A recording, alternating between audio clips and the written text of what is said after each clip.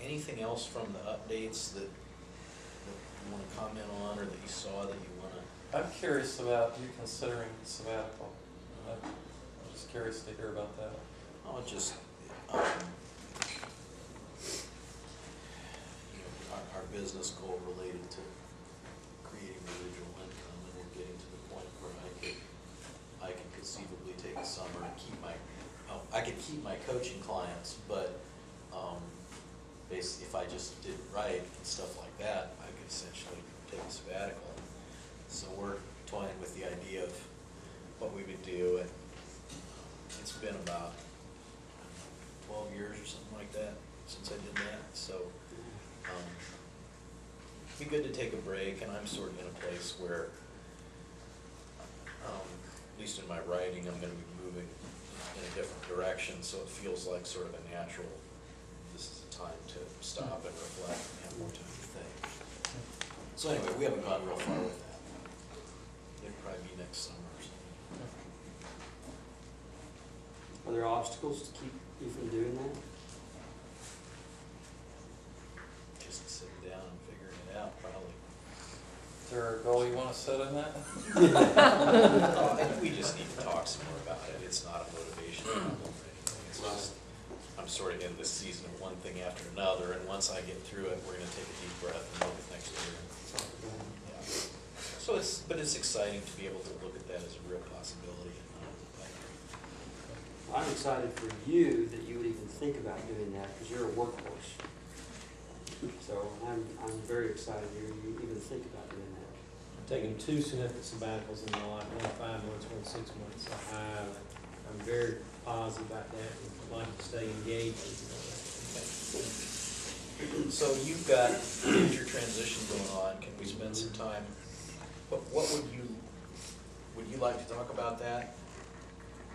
Spend some time on that? Yeah, I think that'd be great. And I'm not sure which angle to come at it from. What would you like from us? What would be helpful for you at this point? Is there some aspect of that you want to process? So for clarity, you're acting as facilitator for this meeting? Yes. Okay, so Tony's the facilitator. Yeah, sorry. You all know that, but they didn't know that. Yeah, probably the thing would be just to get some objective feedback about what I'm thinking, because God has always, when one job ends, He usually takes me then to the next level. It's not like there's a death of something, it's like there's a birth of something new. And I fully anticipate that He'll do that, but I don't know what it is. The thing that I'm hoping for is to give me some objective feedback about this, is that I would like to work for 2 or 3 churches at a time, part-time. Let me hold you for just a second. Just a process note of what we've been doing. So I'm facilitating. We went through and commented on some things we saw in our updates. So usually what we'll do is choose 1 or 2 people to talk most about, because we meet for an hour and a half, and usually you can't really talk about 4 things in that amount of time. So. And sometimes one will say, I don't have a pressing need, I don't have to be engaged today. And there's sometimes a little debate, well, it's your turn, no, it's your turn, and that's kind of a nice way to go about it. And sometimes there's some things we've been working on or talking about that we'll catch up on a bit, but usually we'll have 1 or 2 people. So what we're doing right now, I asked him if he wanted to do this, so he gets a chance to choose and give permission. And then I'm asking him what kind of engagement he wants, and he's talking about feedback. So once he gets the question here out on the table, we'll sort of organize the way we engage him around what he Right, and I'm giving all 3 guys an open invitation to give me feedback, not just saying, Jeff, I think you'd understand this best, or whatever. So like if we were going to coach him, probably one of us would be the coach, but since he's asking for feedback, I'll facilitate all of us doing that. And feedback for what, Russ? Yeah, put the issue out on the table now. Okay, so I'm 3 days from being out of a job. What I'd love to do is to go to 2 or 3 churches and say, would you take me on part-time, like 15 hours a week? And in those 15 hours a week, what I like to do is address the group within your church that is probably the most capable of making a difference in your church, which is kind of like that top 17 to 20% of any church that are what I call partners already. They already understand what it means to be partners with Christ. They don't just show up and wait for somebody to assign them to the nursery or something. They really want to get engaged. But that Willow Creek study showed that a lot of those people are about ready to go out the back door because they're not really challenged. And I'd like to go to a church and say, how about if we challenge those people and get all God can get out of those people so that they in turn can be challengers to the group below them. And I would do that through coach training and through helping them with some assessment issues, church-wide assessment like how did God make me, personality, abilities, strengths, spiritual gifts. And then provide them probably with some ongoing teaching about life purpose, and then offer coaching, one-on-one discipleship coaching. Now, whether the church is ready for that or not, I don't know, but that's what I'd love to be doing for the next part of my career.